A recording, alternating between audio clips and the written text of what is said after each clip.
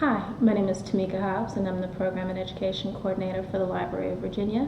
And I'm here to talk to you about a collection of documents that are featured on our Shaping the Constitution web portal. But the question that we'll seek to answer is this: what challenges and dilemmas were faced by enslaved African Americans in Virginia during the American Revolution? Consider the facts of the situation. With all this talk about rights, liberty, and freedom, how could enslaved African Americans seek freedom for themselves? To the point, I'd like to discuss three documents. One is Dunmore's Proclamation of 1775. The next is Man Page's petition on behalf of Billy from 1781.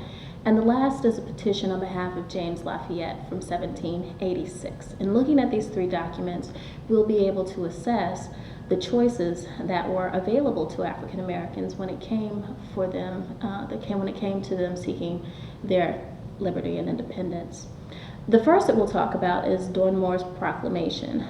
James Murray, Earl of Dunmore, was governor of Virginia during 1775, and during that year had been embroiled in a number of conflicts with Virginia colonists.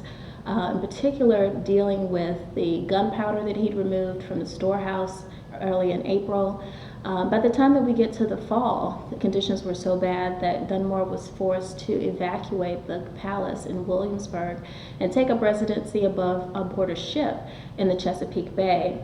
It's going to be from that ship that Dunmore is going to issue his proclamation, which did two things. First and foremost, it's going to declare martial law. But secondly, and most important for our question, is that Dunmore is going to issue an offer of freedom for indentured servants as Negroes, as African Americans were called during those times, who belonged to the Virginia Patriots. So here we have a clearly articulated offer for freedom, for independence, if these people who belong to Virginians would pick up arms and come and fight for the British.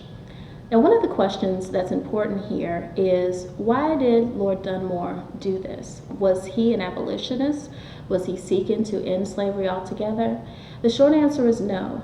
What you need to understand about Dunmore's proclamation is that he issued this as a military strategy in order to disrupt what was happening behind enemy lines, in this case with the Virginia Patriots. So there was no long-term desire on his part to free enslaved African Americans.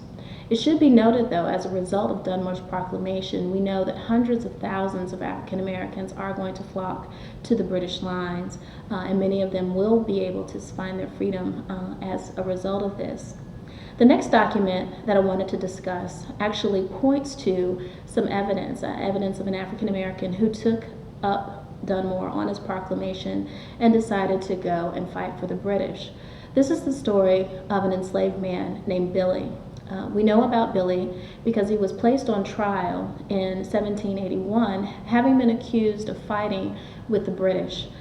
He was convicted of treason and was going to be hanged, but a number of whites, two judges, and the executioner of his master's will entered a petition to the governor of Virginia at that time, who was Thomas Jefferson, pleading that the guilty verdict against him should be null and void because, as an enslaved African American, Billy was not a citizen and thereby could not be convicted of treason. Now, there are two things that are important about this case.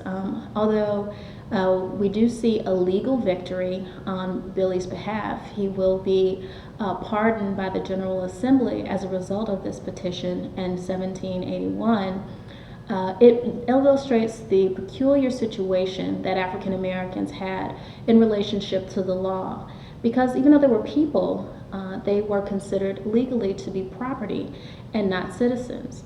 We'll see this continue to be a challenge in the American legal system, and it was articulated even more clearly in the very famous U.S. Supreme Court case in the Dred Scott versus Sanford case.